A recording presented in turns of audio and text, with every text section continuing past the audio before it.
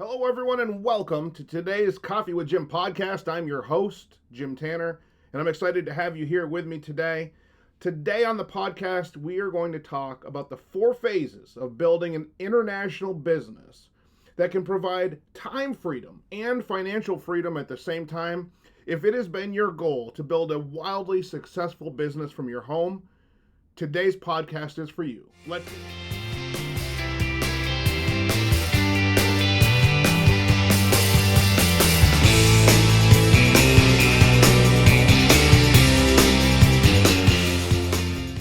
All right, again, welcome to the podcast. All right, so let's get into it. The 4 phases of building an international business. So you can continue to pour back into the people and the programs that matter most to you. So I'm going to break it down into these 4 phases. We're going to talk about these phases where you might find yourself, people in your team. I want you to recognize as you're building your team, you have to, as a leader, identify where in these 4 phases someone in your organization might be that's struggling to reach their goals. And I want you to pay close attention because we're going to talk about the solution, how to get out of some of the challenges that come with being in these phases. And so let's get into it. Let's dig into this together. Let's get started on the 4 phases. Phase number 1, and probably phase number 1 is where you're going to find most people in your team. As a matter of fact, I would be confident in saying that most people listening to the podcast right now find themselves in this phase 1 of the 4 phases of building an international business. And here's what phase 1 really is, as I'll just use some words to describe it. I think you have to use your own words and understand the emotion that comes with it. But phase 1, I call this, I just don't know where to start. I don't know where to start. I don't have anyone to talk to. I don't know where I'm going. And I don't know where I'm going to find people for my business. This phase 1, this place we find ourselves often, and new people find themselves in the business, this happens right after getting started. Like typically the new person is excited because they've been looking for and hoping for and searching for and praying for an opportunity to be able to be their own boss, build passive income, to not have all of the overhead of a traditional business. Maybe, with everything that's going on in the world right now, they've been downsized or furloughed at their job, and they're not sure where their income is going to come from. So a lot of people are seizing the opportunity to join a reputable company and build a business from home. However, once all of the excitement is transitioned to actually getting started in the business, in their new business, they find themselves staring at this phase 1 challenge. I don't know where to start. Now, you might be saying as a listener, especially if you've been around a while, well, every company has training, every team has training and support, and I understand that. I understand that there's training and support. In my organization, we have a fantastic onboarding program where we teach people about the company and our product lines, and they get great knowledge about exactly what to do and how to do it. But that doesn't change the fact that most people internalize this feeling of, I don't know how to get started, how to take that first step, and that paralyzes them. Maybe that's paralyzing you right now. Mark Twain says, the secret of getting ahead is getting started. And that's why it's so important to help people have a clear idea of how to get started. I'm going to talk about some of the ways that as growing leaders, as people that are trying to build their leadership skills, that sometimes we have to identify these challenges in our team. But again, the secret of getting ahead is getting started. That's what Mark Twain said.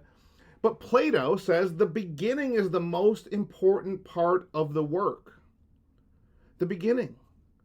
And ultimately, to have a successful business, you're going to have new people that are at the beginning. And those new people at the beginning are also going to have to be effective in their business, signing up new customers, adding distributors to their team. So new people are going to have to be willing to do the work, and the beginning work is the most important. And one of the things that paralyzes us is we just don't want to make any mistakes. We want to be perfect. We're excited about our new business. We don't want to look like we don't know what we're doing. We don't want to feel like we don't know what we're doing. We don't want to make any mistakes. Albert Einstein said, a person who never made a mistake never tried anything new. And this is a new business. So you've already, you've joined this business. You're excited. You've got a new business. And ultimately, that's a huge part of the journey to success, is just making that first decision to join, to get started. Making the decision to leave the past in the past and to focus on a new future. I think that's a fantastic decision, and one that should always be celebrated. When people get into this phase one, it's like, I don't know where to start. I don't know who to talk to. So I talked about this last week on Coffee with Jim on the podcast, season 2, episode 1, that the product that your company offers is your North Star. And so I'm not going to get back into that, but I want you to know that part of phase 1 is recognizing that you have a great product. You have a product that you would tell other people about even if you weren't compensated for doing it. So you have to just kind of sit into that, breathe into that, relax into that, and say, I've got a great product. It works. It's helped me. I've gotten a great result from it. It's valuable. Whatever it costs me, I've gotten far more value than the price I paid for it. You've got a great product. And direct sales ultimately, home-based businesses ultimately, are about word-of-mouth marketing. You've got a great product. You share that great product experience and the product with other people so that they can discover it and have an experience of their own. So when you think, well, I don't know where I'm going to find people for my business, I talked about this again on the podcast last week. You got to make a list of everyone you know. And that's not going to be everyone that you ever are going to do business with, whether that means they're a customer of yours or they're joining the organization to be a distributor and start their own business. Some will and some won't. And the reasons ultimately why some do and some don't are none of our business. We can't get caught up in any of that emotionally. But when I think about most folks in phase 1 and this failure to launch, which is the most common way people end up making no money with their own home-based business, is a failure to launch. Is they push back on extracting from their social media and from their brain and from their phone a list of everyone they know. Because when you do that, it creates this environment where you start to think of other people you might not have otherwise thought of. And everybody you know knows people you don't know. And so the referrals that you can get, listen, I have so many stories of having personally been able to get a new customer or a new distributor as a referral from someone that ultimately didn't become a customer or a new distributor. But in the beginning, I was so concerned, I was so offended, honestly, when somebody wasn't interested that I didn't ask for a referral. But when I learned from my mentors, you've got to ask for referrals from people that do become customers as well as people that don't.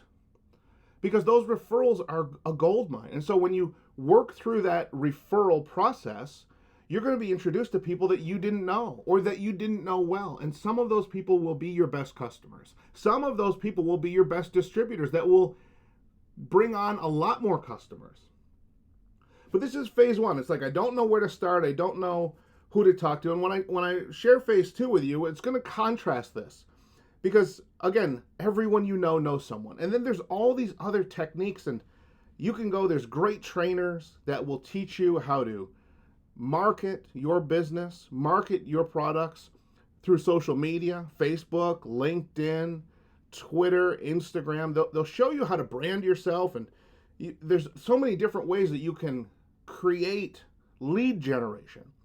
You can flat out buy leads from people that already know how to generate leads. There are lead vendors where you could buy lists of people that are looking for a way to work from home. And by the way, there's never been more people looking for a way to work from home than there is right now.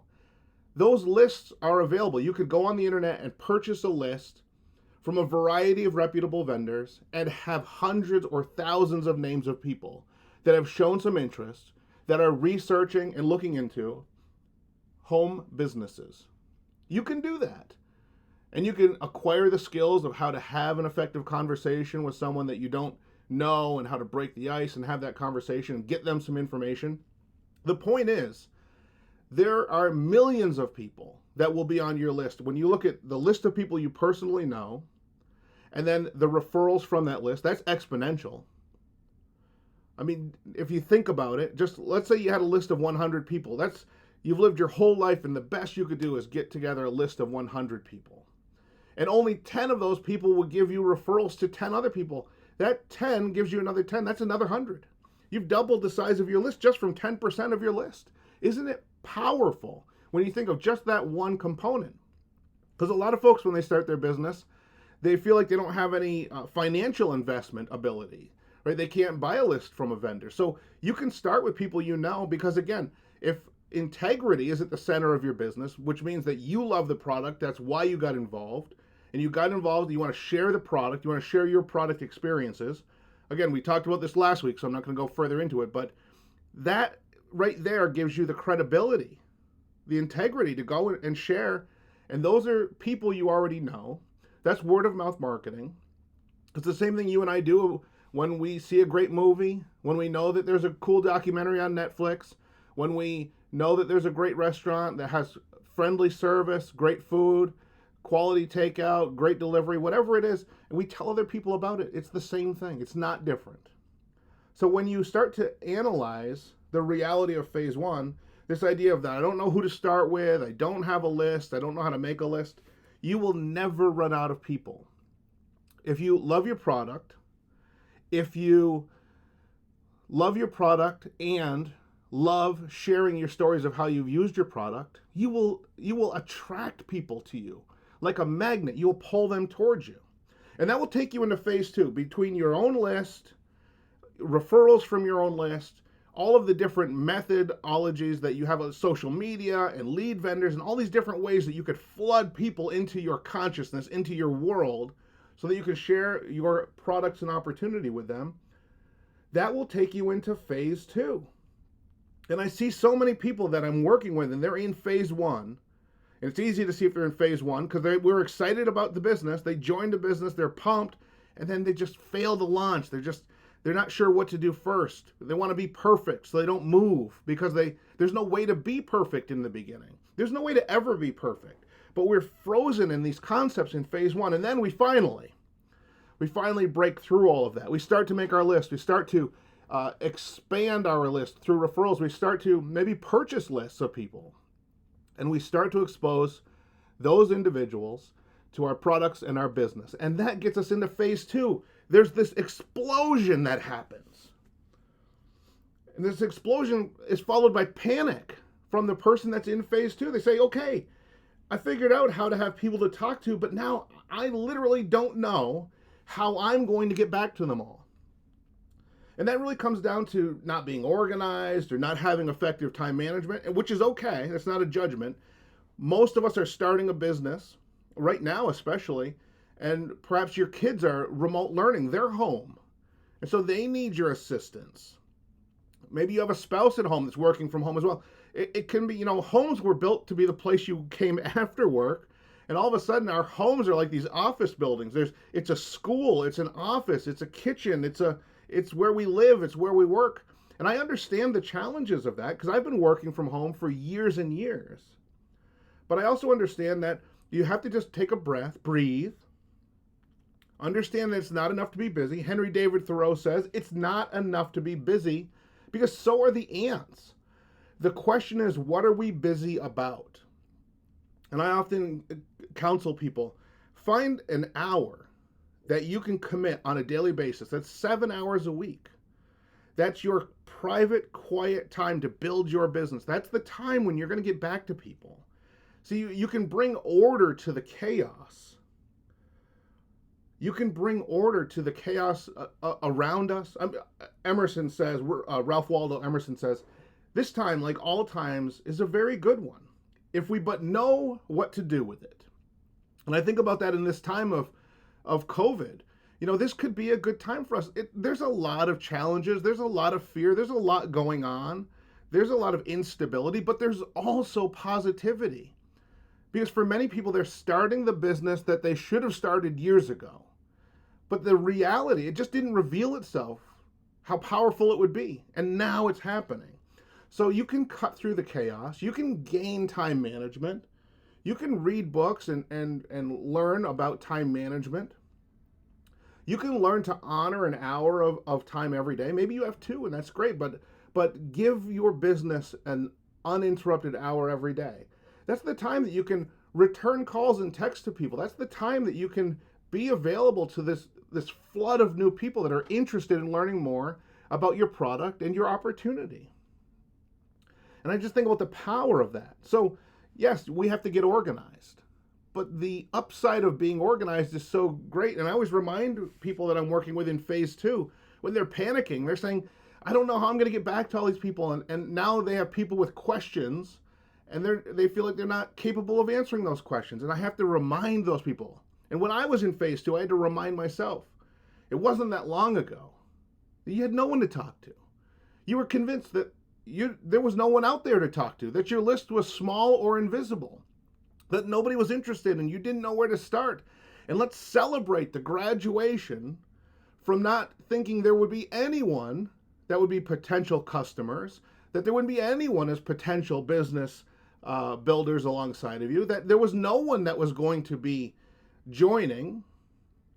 And let's celebrate that we've graduated from that to phase 2, where now we're panicked about all of the people that want information, all of the folks that need us to get back to them, some of them that are sending cranky emails or texting, what's taking you so long? Let's celebrate that chaos.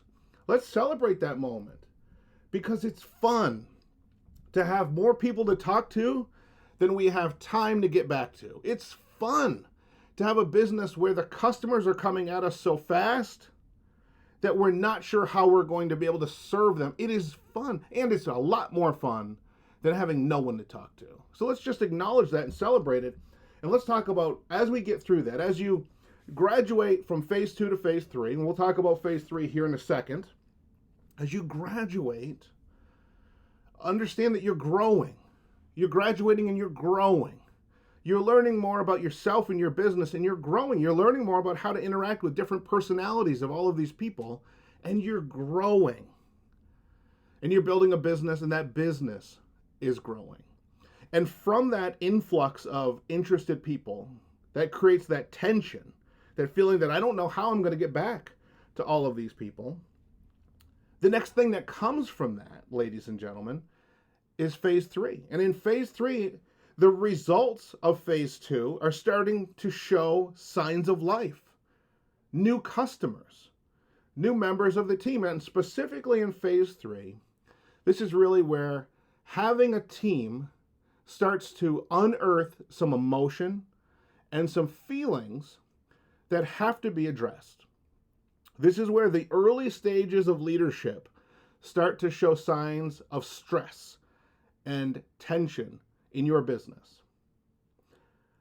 Here's what happens in phase 3. And remember, phase 1, I don't know who I'm going to talk to. Phase 2, I don't know how I'm going to get back to all these people I need to talk to. Phase 3, people are joining my team, which is great. And I was excited.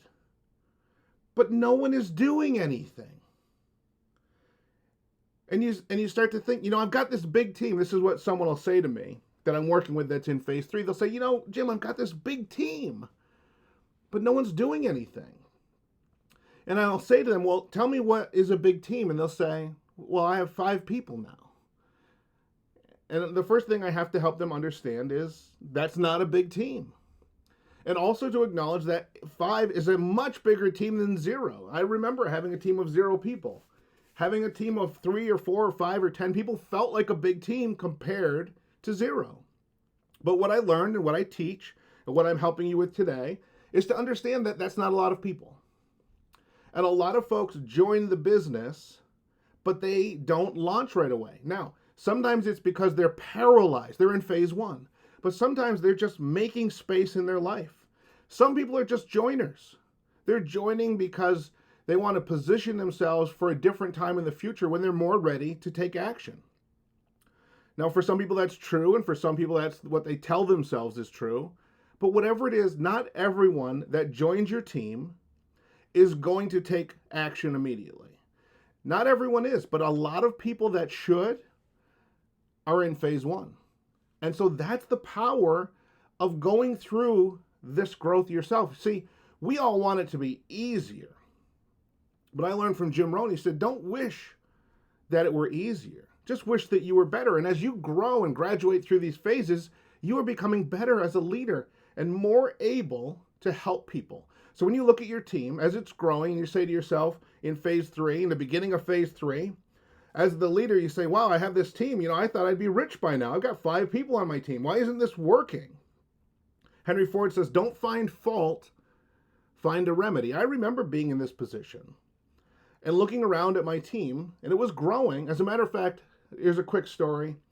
I was a top recruiter. I was the top recruiter in my company.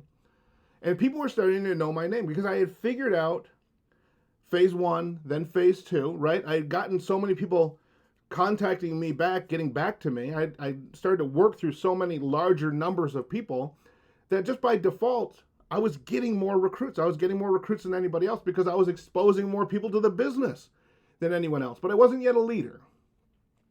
And so I didn't understand what I had gone through.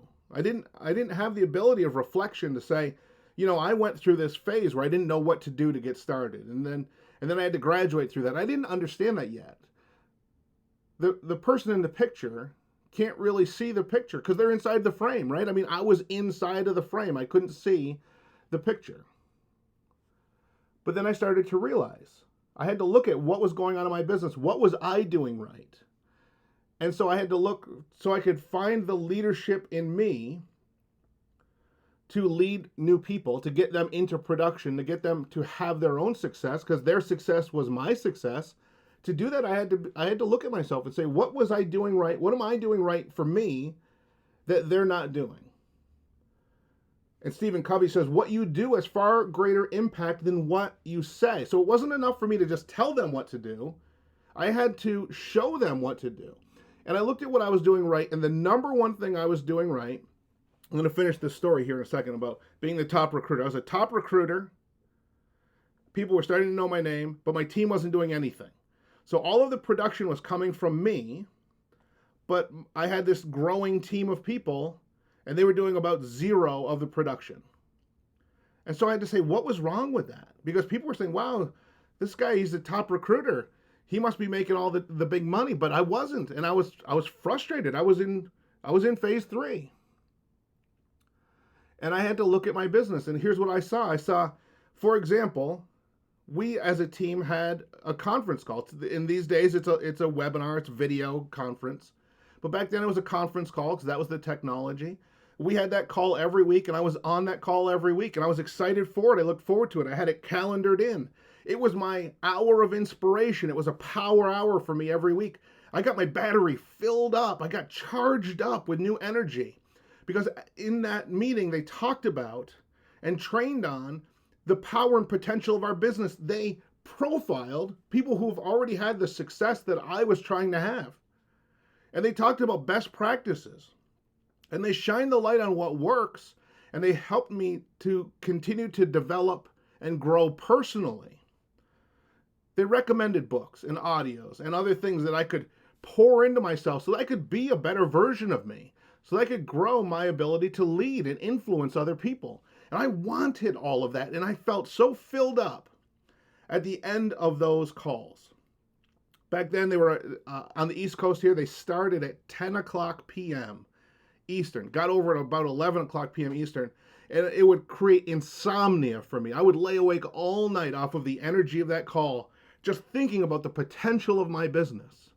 We would be informed about live training events. And because of that call, I heard about my first live training event, and I went to that event. And I remember as I started to grow and move through phase 2, and I was recruiting all of these people, I would get onto that call on Monday evenings, and I was so excited to get all that information, write it all down for my team, and then I would start calling those 3 or 4 or 5 people on my team and relaying all that information to them on Tuesday. And I would go to a live training, and I would take pages of notes, and I would go back and I would relay that to my team. And this was what I realized was the huge mistake I was making. And I realized this at an event. It was a fabulous event. We actually held this at the headquarters of our company. So for me, that was a trip halfway across the country. And I loved visiting the home office. I loved walking the halls of the home office. At the time, our founder was still alive. You could encounter him in those halls. Executives, the top leaders would be there. And the top leaders from our entire organization over this 2-day event at our home office, in our big training facility at the home office, taught us and trained us. And I remember that by lunch break on the first day, I had taken pages and pages of notes of how great this was, but I was sick to my stomach. I had realized finally the mistake I had made. I had become this top recruiter. I had a team that was growing. It was a team of 10 and then 20 and then 30, and there was a lot of people, but they weren't producing anything. And as I looked around at all of the empty seats in that training room, and I realized taking notes was not the solution. I wasn't going to the event to learn how to teach this to my team. That wasn't my role. I wasn't getting on our team event calls on Monday nights to take great notes and then deliver them back to my team. I had done a phenomenal disservice to my team. I had not served them well. I was not taking them with me on the journey that I was on. Remember, Covey said, what you do has a far greater impact than what you say. So I was going and doing these things, and I was bringing that back to my team and telling them. But what I realized, the small shift in phase 3 was, my job was not to relay the information. My job was to bring each member of that team, of my fledgling small team, to bring each and every one of them to the same message that I was receiving. Not to dilute it with my own good intentions, not to confuse it with my own words, but to bring them to the source material. So that was my shift. And I had that monumental thought shift during that live training. My team should have been there in those seats with me, not waiting at home for me to tell them what they missed. They should have been learning from the same people I was learning from, not having me regurgitate to the best of my ability what I experienced. What I learned over time in phase 3 was that you bring all of your people to that team call or team Zoom or team webinar. You bring all of your people to the international conventions and the other big in-person training events. You bring everybody to it because they are going to get what they need from it. Just like you will, and just like I will, but it will not be the same thing. President Adams, John Quincy Adams, said, if your actions inspire others to dream more, to learn more, to do more, and become more, you are a leader. So I went from trying to tell people what I was experiencing, and I made a shift, and I brought them to what was changing me and giving me those experiences. And as our team grew and plugged in to the training event calls, to the live trainings, the team started to grow even faster, exponentially. And you know what happened? That little team that wasn't doing anything launched into action. Not everyone, but enough. Not everybody would show up on the calls, but enough did. And now, instead of having the duty and having to put in the effort to tell everyone what I had heard, I was now able to experience it with them. We were all, ladies and gentlemen, we were all rowing in the same direction. We were all plugged into the same information. We were all experiencing the same experiences and getting from those experiences what we individually needed for our own businesses. We were hearing what we needed to hear individually.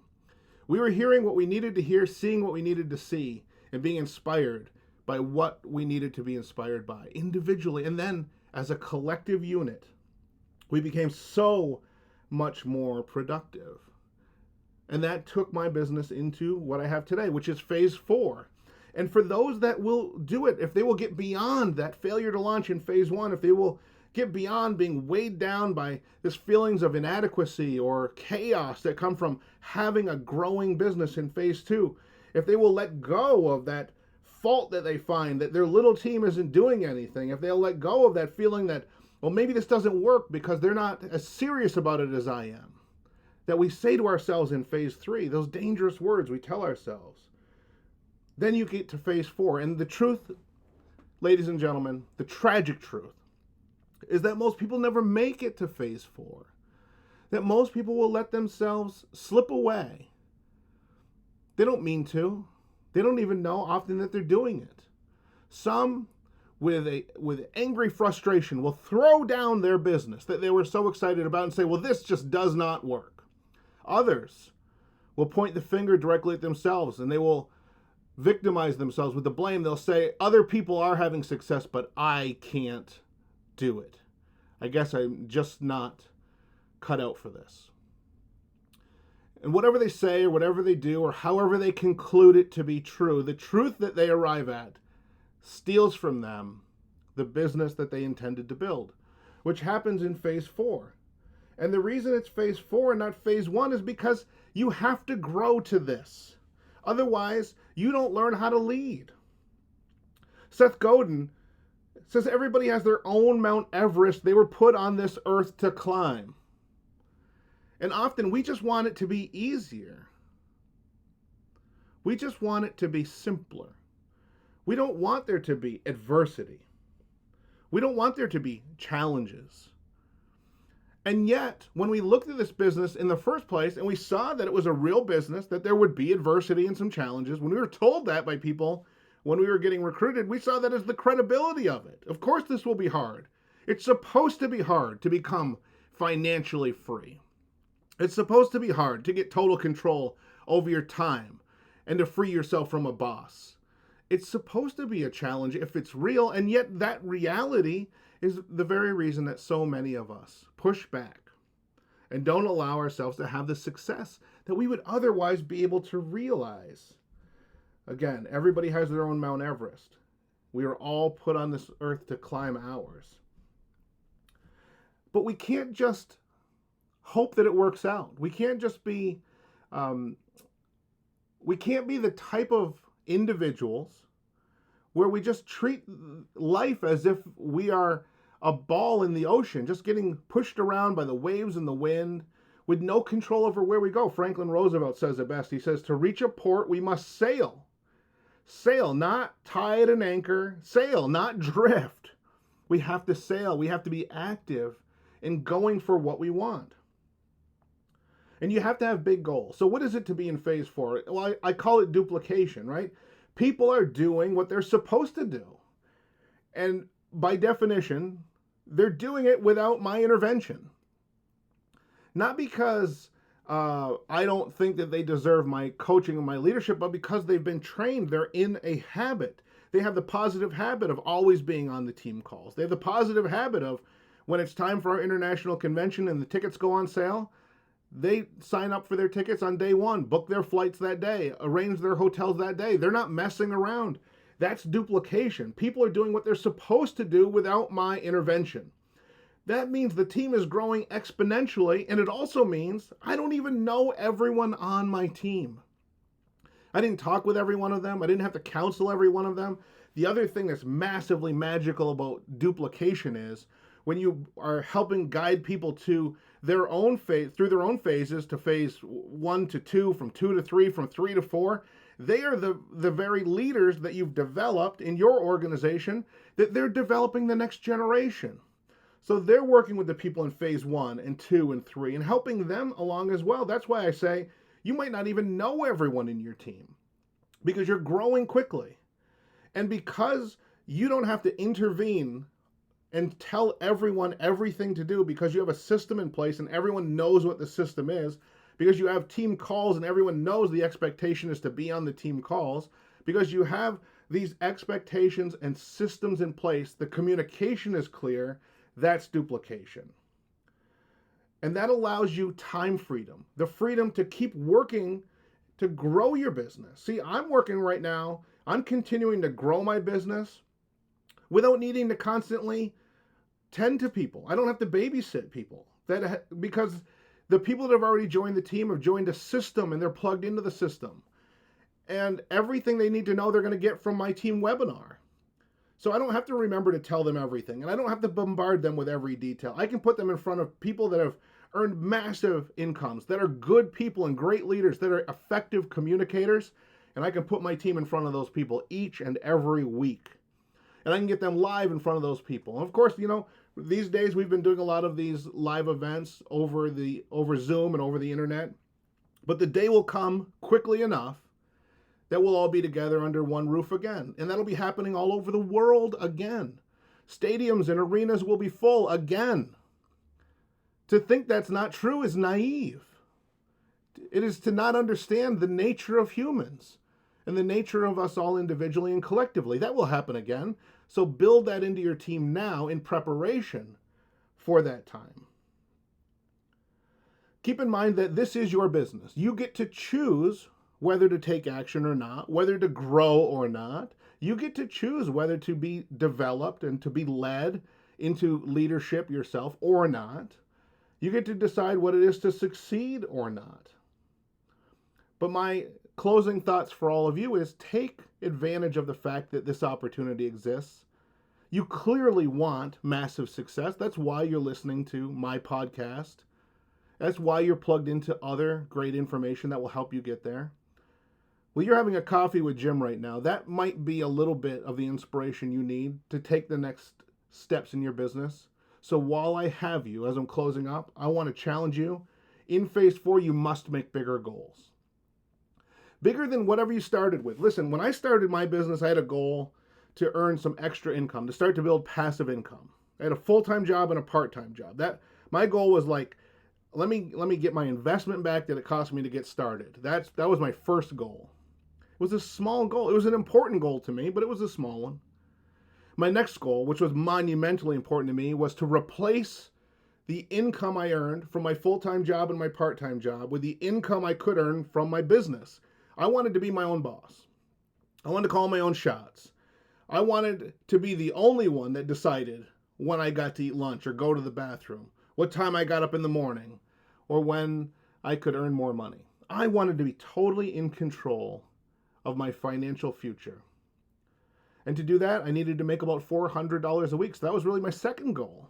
First goal was to break even on my investment to get started. My second goal was to earn $400 a week consistently so I could leave the world of trading time for money behind.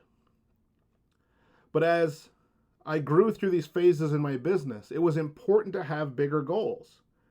Because if you feel like you've arrived in phase 4, if you feel like it's time to lay back in phase 4 and let the team do it all for you, then you are in, well, a challenging position. Because remember, as I said in phase 3, what you do has far greater impact than what you say. That was from Stephen Covey.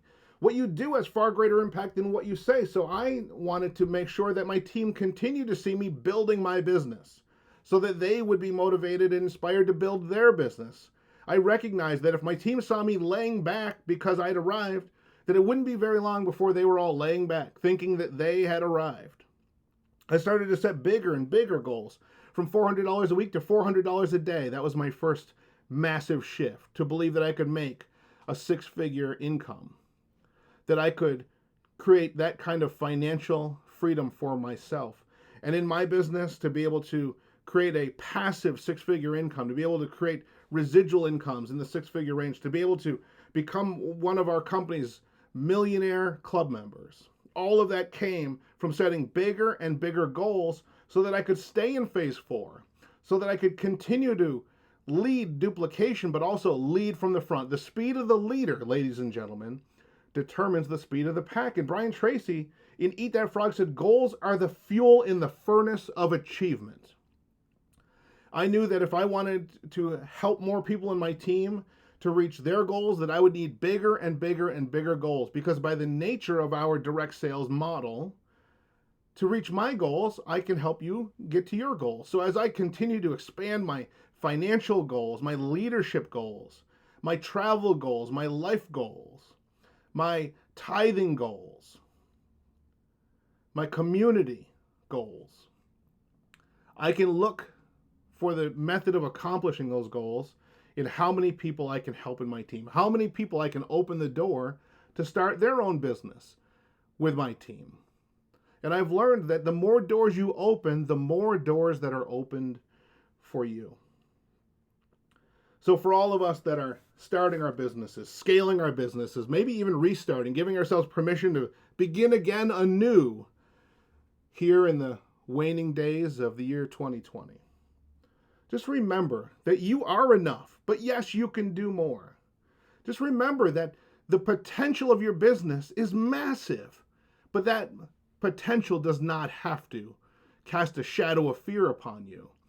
That you can do anything that you can set as a goal in your business, that you could be the one to achieve it, maybe the first in your company's history to achieve it. But before it will happen, it has to happen inside of us. Before you can see it in the world, you'll have to see it within you. Before you can imagine a world that has been changed and shifted for you and your family and friends because of your business success, you have to be able to craft that vision inside of your imagination. And you have to give yourself permission to grow through the phases. Jody Hills says, and I'll leave you with this, she wasn't where she had been. She wasn't where she was going, but she was on her way. Ladies and gentlemen, be on your way. Thank you for joining me for a cup of coffee. This has been episode 2 of season 2 of the Coffee with Jim podcast. Have a great day.